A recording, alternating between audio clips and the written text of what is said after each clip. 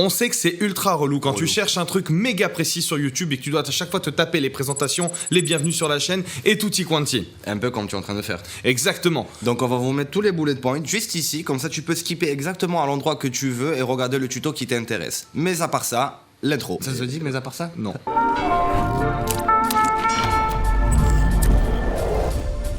Salut et bienvenue à tous. Aujourd'hui, tuto un peu différent, la météo elle est pourrie, donc on a décidé de faire un truc dans le bureau. En tout cas, vous êtes nombreux à nous demander, on a passé sur DaVinci et on a quitté Final Cut Pro X. Et du coup, on voulait vous faire un petit tuto avec déjà la raison pourquoi on a passé sur DaVinci et les petits trucs qu'on adore un peu chez DaVinci, qu'il y a aussi sur les autres plateformes comme Premiere ou comme Final Cut, mais on trouve que sur DaVinci, il y a tout qui est beaucoup plus élaboré. DaVinci, c'est un logiciel ultra complet, c'est-à-dire que de l'import de tes rushs jusqu'à l'export de ton projet, tu peux tout travailler sur DaVinci sans avoir à changer de logiciel à chaque fois, lancer des exports, et c'est quand même ultra pratique pour travailler en équipe et on témoigne de ça. Ça nous a changé la vie, on a un gain de temps, une rapidité, une efficacité qu'on n'avait pas avant. Donc voici notre liste des 10 choses pourquoi on aime DaVinci. Une petite note, nous on travaille sur DaVinci Studio, donc la version payante. On ne sait pas si tous les points qu'on est en train de vous dire là maintenant existent aussi dans la version gratuite, donc sachez-le et prenez-le en compte également.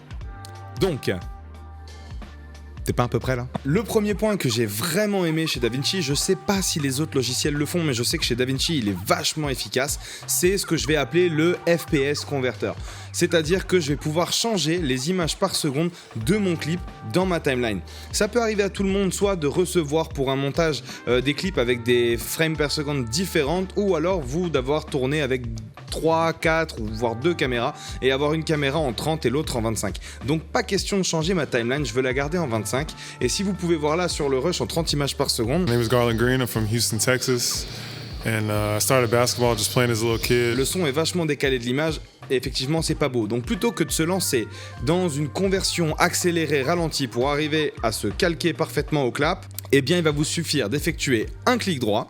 Alors moi mon DaVinci est en anglais, donc vous en français ça sera attribut du plan, fréquence d'image vidéo, échanger. Et voilà, en quelques secondes, comme vous pouvez le voir ici, mon rush, mon clip est bien passé en 25 images par seconde. My name is Garland Green, I'm from Houston, Texas.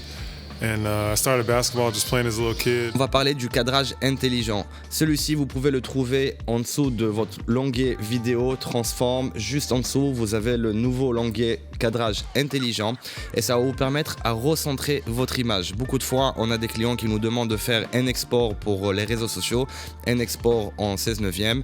Donc, quand on exporte pour les réseaux sociaux, le cadrage intelligent, il va recréer lui-même des keyframes et il va recentrer l'image. Comme ça, votre cadrage, il est bien aligné. Et ça, c'est un gain de temps énorme. Alors celui-là, je l'avais déjà découvert dans Final Cut, mais je le trouve vachement moins bien optimisé. C'est le Voice Isolation, l'isolation vocale. Mais même si vous avez DaVinci en français, il y a marqué Voice Isolation, donc là-dessus, pas de problème. Ça peut arriver d'être dans un environnement pas terrible, avec un petit peu de bruit, un bruit de souffle, un bruit de fond, un frigo, une clim ou des gens qui parlent derrière. Je pense que c'est des éponges, les deux jeunes qu'on a, Arthur et Zach. Il vous suffira de cliquer sur votre audio et d'activer l'isolation vocale. Je pense que c'est des éponges, les deux jeunes qu'on a, Arthur et Zach. Bien sûr, il faut quand même que la prise soit correcte, il faut que le micro soit à bonne distance de la voix, hein. C'est pas un remède miracle à toute prise son, mais ça sauve des plans. Pour mon deuxième point, ça va être le Super Scale. Le Super Scale, c'est une option nouvelle dans DaVinci Resolve avec l'AIA qui va effectivement augmenter la résolution de votre plan. Un exemple, on travaille des fois sur une timeline en 4K, on a des plans qui arrivent par le vidéaste ou de nous qu'on a filmé en Full HD, il y a des plans en 4K et du coup on n'a pas envie qu'il y aura trop cette différence de qualité. Quand vous cochez le Super Scale, il va vous donner plusieurs options. On peut faire x4, x2, réduire le bruit, etc. Franchement, le résultat, il n'est pas incroyable, mais il y a quand même une petite différence au niveau de la netteté et au niveau du bruit que vous pouvez réduire, qui est vachement chouette et qui fait quand même le rendu un peu mieux que juste une image Full HD. Ça peut même marcher sur des images d'archives. En tout cas, cette fonction-là, elle est assez récente dans DaVinci Resolve et je pense qu'avec le temps, avec la technologie et la IA, on pourrait avoir des résultats encore plus puissants. Troisième point, bon celui-là tous les logiciels l'ont, mais encore une fois sur DaVinci c'est tellement bien optimisé, c'est la synchronisation automatique des plans par l'audio. Donc là encore une fois, il suffit de faire un clic droit sur vos audios et de les synchroniser via le timecode ou via la waveform.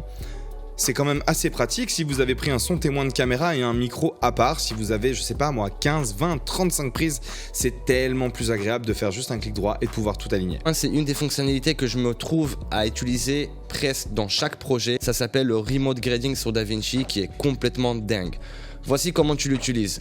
Sur la longueur du workspace, tu descends en bas et il y a l'option Remote Monitoring. Une fois que tu l'actives, ça va s'ouvrir une toute petite fenêtre à droite et tu vas voir qu'il y a un nouveau bouton qui va s'activer juste à côté de la... Mais mec, mais parle français, bordel. Juste à côté de le bouton Maison et Réglages. Celui-là, il faut juste faire sign in. Si tu n'as pas encore un compte sur Blackmagic Cloud, c'est là où tu dois aller et le faire et le créer. Une fois que tu l'as créé, juste tu mets ici ton code et automatiquement il va te donner un code que tu dois copier et le remettre sur ton iPhone ou sur ton iPad et sur toutes les tablettes ou téléphones Android aussi, ça fonctionne.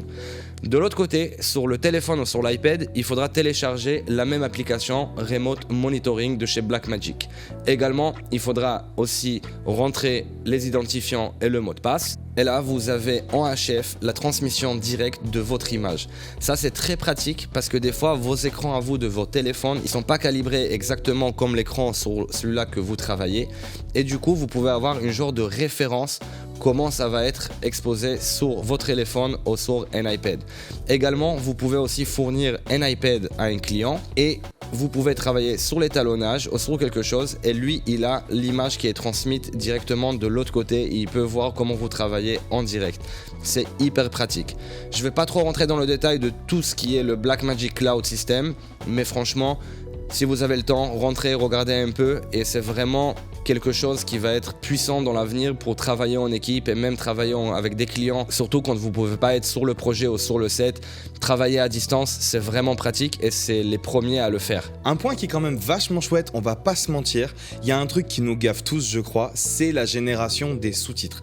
Alors je sais que sur Premiere, elle est aussi bien, mais encore une fois, sur DaVinci, je la trouve beaucoup mieux optimisée. Au lieu de taper manuellement, texte par texte, image par image, vos sous-titres, il vous suffit tout simplement de sélectionner vos plans, d'aller dans l'onglet de timeline et de créer des sous-titres à partir de l'audio. Un petit onglet va s'afficher et il vous suffit de sélectionner tout simplement le langage. Alors vous pouvez mettre automatique ou alors directement dans la langue que vous souhaitez.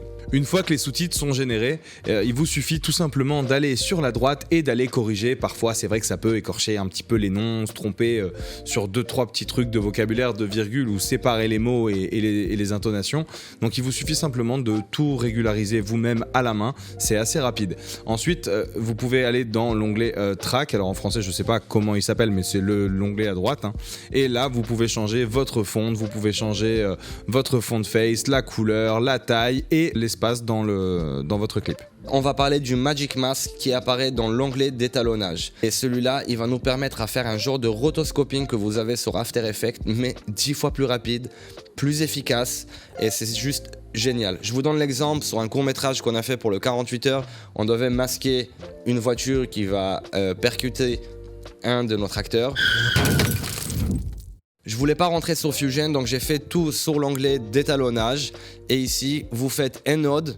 Avec le Magic Mask, vous pouvez sélectionner l'endroit que vous voulez juste masquer. Vous pouvez après juste faire un denoiser et un blur radius comme ça, comme que c'était un peu de loin, donc on s'en foutait un peu si c'est pas parfait, et sortir en alpha. Et du coup, je l'ai fait en 3 fois sur 3 plans différents. Comme ça, je masque une fois les personnages, une fois la voiture. Et du coup, combiner les 3 un sur l'autre, on a ce rendu là. Maintenant, vous pouvez aussi également l'utiliser sur l'étalonnage si vous voulez juste vraiment prendre une partie. Beaucoup de fois, je me trouve à le faire sur le ciel. Si je veux donner un petit drama sur le ciel, etc.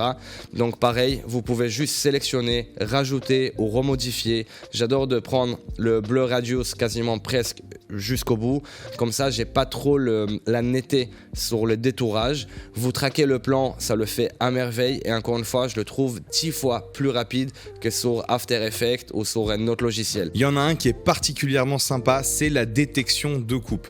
Par exemple, quand vous avez un clip entier que vous devez réeffectuer un montage par-dessus à partir de cette vidéo-là, mais qui a que quelques moments clés qui vous intéressent, quelques plans. Plutôt que de partir avec votre lame de rasoir ou avec votre raccourci clavier et de vous aventurer pour recouper tous les rushs d'une timeline de peut-être 30 secondes, 40 secondes, voire carrément peut-être 5 minutes, il vous suffit simplement d'aller dans l'onglet, encore une fois, Timeline, détection de coupe, et vous verrez, DaVinci va générer automatiquement des séparations entre les rushs. Et ça, c'est super cool. Quand tu as l'habitude, nous ça fait des années qu'on est sur Final Cut Pro X et du coup rechanger sur un autre logiciel, on comprend, ça peut être très très dur, mais il faut se faire violence parce que une fois que vous faites un projet ou 2 projets, ça commence à rentrer et vous pouvez même refaire un mapping de tout votre raccourci qui va correspondre à votre logiciel de préférence d'avant. Donc franchement, une fois cette étape est passée, le bonheur, il est à votre portée de main. C'est un petit peu comme de passer de iPhone à Samsung, de Samsung à iPhone, de PC à Mac, de Mac à PC. Voilà, une fois que vous avez trouvé l'interface qui vous plaît, vous n'arrivez plus à vous en défaire. Mais au début, c'est toujours un peu compliqué à lâcher. Mais honnêtement, le jeu en vaut la chandelle.